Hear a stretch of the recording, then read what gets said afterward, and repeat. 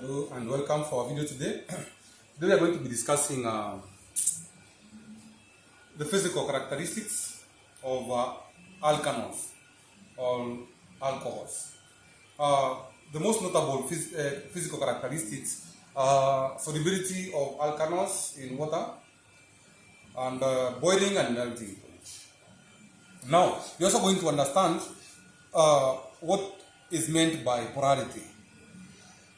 Now, first of all, if you look at a molecule like this molecule here is methanol. You see we have one carbon atom there, then we have this OH group here.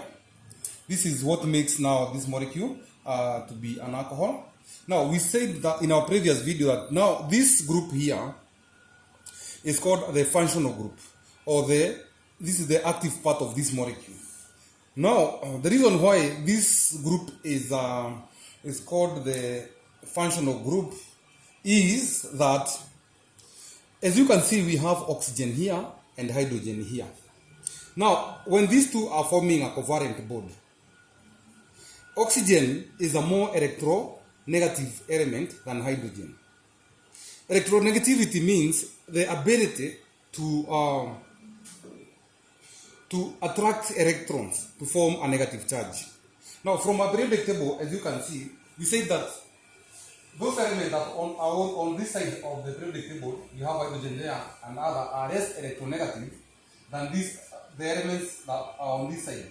Now, oxygen being here in this group 6 is more electronegative than hydrogen there. This means that when these two form a covalent bond, oxygen will tend to pull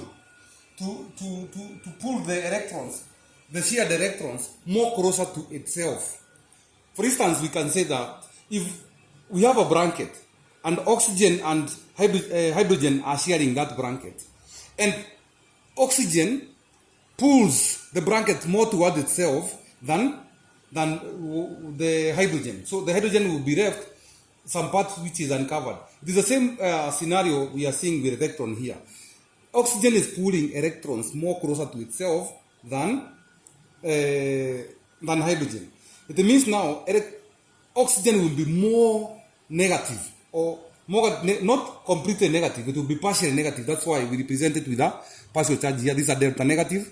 While hydrogen now will tend to have partial loss of electrons. Not necessarily have lost, but the electrons will be more towards oxygen, so it will be partially positive. Now, this will always happen when we have oxygen and hydrogen forming both, like in the case of water. Now, this is one oxygen atom, and this is two hydrogen atoms here.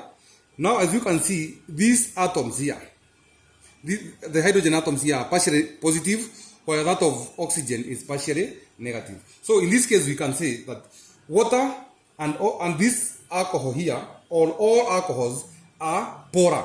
They have partial positive and negative charges.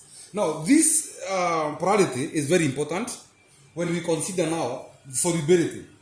Now, if we have two molecules of methanol, like that, this molecule, you see here we have a partial positive charge, and this is a negative charge in oxygen and a partial positive charge in hydrogen. So it happens that now if you have two molecules, what usually happens is that the positive charge will be attracted to the positive charge here of the other molecule. So we have the negative charge of oxygen of this molecule here being attracted to the positive charge of the hydrogen of this other molecule here. And this one will be repeated for us to have so many molecules of methanol together. Now, it can be seen here. Now, this contact here between the positive and negative of hydrogen and negative of oxygen is called a hydrogen bond. They can be represented also like this. This now is a molecule of methanol, one molecule of methanol, and this is another molecule of methanol.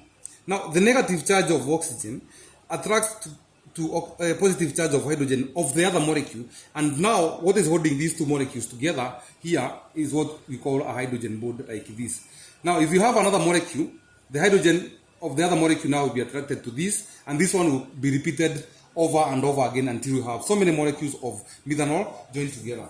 Now, when you put these molecules in water, we have seen that water is also a polar. It has got positive and partial positive and negative charges here. So what happens is that now these positive charges, like this hydrogen here, will be attracted to the negative charge of water, and this negative charge here of this molecule will be attracted to the hydrogen positive charge of water, like that. And in this case, you find our molecule now separating, and then they will be surrounded by other molecules of water, like this,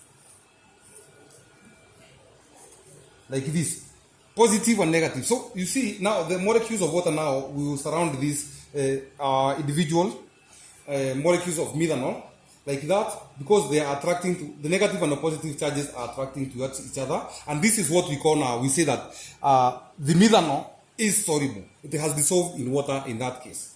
Now, let us now look at what we call boiling point and melting point. Ethanol or alcohols or alkanos usually have got a have got high melting points as compared to other hydrocarbons like alkanes. Now, in this case, we have a methane here. The reason for this is that it's due to the formation of this hydrogen bond here between these two molecules of methanol. This bond is usually a very strong bond, and for us to be able now, for this molecule to boil, we have to overcome this bond. So quite a high amount of heat is required to break this bond here, as compared to the weak van der Waals forces here, joining these two methane molecules together. So as compared to other hydrocarbons like alkanes, alcohols have got high melting point, basically due to this hydrogen bond here, where we have alkane here. The two molecules of alkane or more molecules are joined by weak van der Waals forces, which require less amount of energy for them to break. Thank you very much for watching this video. We meet in the next video. Remember to hit that subscription button.